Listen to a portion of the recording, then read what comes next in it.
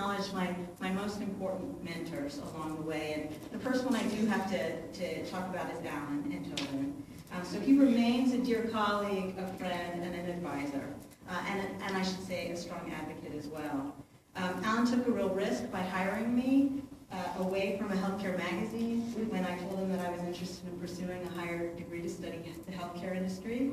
And in the early 1990s, Gordy, you may not know this, but he and I developed the first course on quality management in healthcare in a business school. We did it while we were at Stanford, and it was based on the ideas of people like Deming and Duran and John Obedian, as well as others. But Alan really showed me a couple of things by his example. He taught me to be a continuous learner, and he taught me the importance of organizations' response to market incentives and market forces. He always felt it was really important to get out into the organizations to understand what they were doing in response to the kinds of incentives that were created, so he's never too far away from what was going on the ground.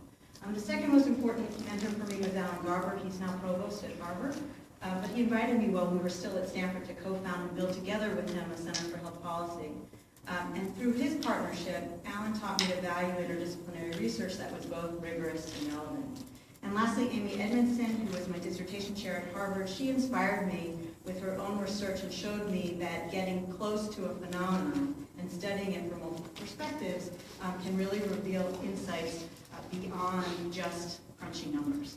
So all of those lessons that I took from my advisors, I hope you'll see here today. There are plenty of others to thank: the institutions that supported me, Princeton, Stanford, and Harvard, the funding agencies who have allowed me to do what I consider to be meaningful work, HRQ, VA, foundations like Commonwealth, California Healthcare Foundation, RWJ, etc. And then the multitude of professors, students, collaborators, including my colleagues who are here today, with whom I've had the privilege to work and to learn, and then my family. I thought my husband was going to make it, but he has a conflict.